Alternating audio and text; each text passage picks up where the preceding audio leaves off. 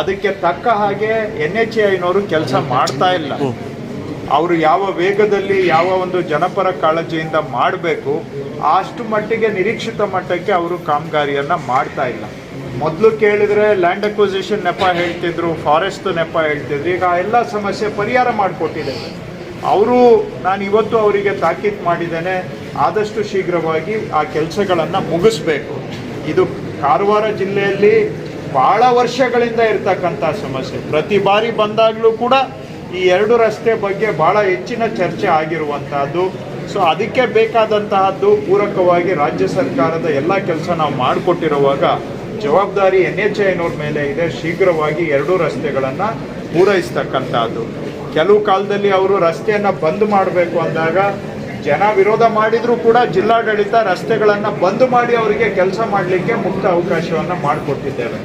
ಆದಾಗ್ಯೂ ವಿಳಂಬ ಆಗಿರುವುದು ಒಂದು ಕಡೆ ಆದರೆ, ಅದರಲ್ಲಿ ವಿಶೇಷವಾಗಿ ಎಲ್ಲಿ ಕಡಿದಾಗಿ ನಾವು ಗುಡ್ಡವನ್ನು ಕಡಿದಿದ್ದಾರೆ, ಅಂದರೆ ತೀಕ್ಷ್ಣವಾಗಿ ಕಡಿದಿದ್ದಾರೆ, ಅಂಥ ಕಡೆ ತಡೆಗೋಡೆಗಳನ್ನು ನಿರ್ಮಾಣ ಮಾಡ್ತಕ್ಕಂಥ ಅವಶ್ಯಕತೆಯನ್ನು ನಾವು ಹೋದ ವರ್ಷದಿಂದನೂ NHAI ಅವರಿಗೆ ಮನವರಿಕೆ ಮಾಡ್ತಾ ಇದ್ದೇವೆ.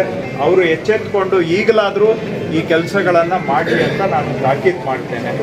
ಎರಡನೇದು NH ಪೋರ್ಷನ್ ಬಿಟ್ಟರೆ ಇನ್ನು ನಮ್ಮ PWD ರಸ್ತೆಗಳು ಮತ್ತು ಜಿಲ್ಲಾ ಪಂಚಾಯಿತಿ ರಸ್ತೆಗಳು ಮತ್ತು ಕೆಲವರು ವಸತಿ ಪ್ರದೇಶಗಳು ಗುಡ್ಡದ ಕೆಳಗಡೆ ಕಟ್ಕೊಂಡಿರುವಂಥದ್ದು ಈ ರಸ್ತೆಗಳು, ಇವುಗಳನ್ನೆಲ್ಲ ಸಂರಕ್ಷಣೆ ಮಾಡೋದಕ್ಕೋಸ್ಕರ ರಾಜ್ಯ ಸರ್ಕಾರ ಈ ಜಿಲ್ಲೆಯಲ್ಲಿ ಎಲ್ಲೆಲ್ಲಿ ಗುಡ್ಡ ಕುಸಿಯುವಂಥ ಸಾಧ್ಯತೆ ಇದೆ ಅಂಥವುಗಳನ್ನು ಜಿಯೋಲಾಜಿಕಲ್ ಸರ್ವೆ ಆಫ್ ಇಂಡಿಯಾ ಅವರ ಸಹಕಾರದಿಂದ ನಾವು ಗುರುತಿಸಿ ಅದನ್ನು ಸ್ಥಳೀಯವಾಗಿ ನಾವು ಜನಪ್ರತಿನಿಧಿಗಳ ಗಮನಕ್ಕೂ ಬಂದಿದೆ ಮತ್ತು ಜಿಲ್ಲಾಧಿಕಾರಿಗಳು ಕೂಡ ಸ್ಪಾಟ್ ಇನ್ಸ್ಪೆಕ್ಷನ್ ಮಾಡಿ ಎಲ್ಲೆಲ್ಲಿ ತಡೆಗೋಡೆ ನಿರ್ಮಾಣ ಮಾಡಬೇಕು ಅಂಥ ಸ್ಥಳಗಳನ್ನು ಗುರುತಿಸಿದ್ದೇವೆ.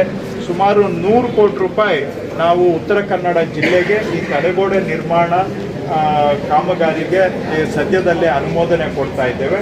ರಾಜ್ಯದಲ್ಲಿ 6 ಜಿಲ್ಲೆ ಏನಿದೆ, ಕರಾವಳಿ ಮತ್ತು ಮಲೆನಾಡಿನ 6 ಜಿಲ್ಲೆಗಳಿಗೆ ಸುಮಾರು 500 ಕೋಟಿ ರೂಪಾಯಿ ಬರೀ ತಡೆಗೋಡೆಗಳ ನಿರ್ಮಾಣಕ್ಕೆ, ಗುಡ್ಡ ಕುಸಿಯುವಂಥ ಅದನ್ನು ತಡೆಗಟ್ಟುವ ಕಾಮಗಾರಿಗಳಿಗೆ ಒಂದು 500 ಕೋಟಿ ರೂಪಾಯಿಗಳ ಒಂದು ಯೋಜನೆಯನ್ನು ಹಾಕ್ಕೊಂಡಿದ್ದೇವೆ.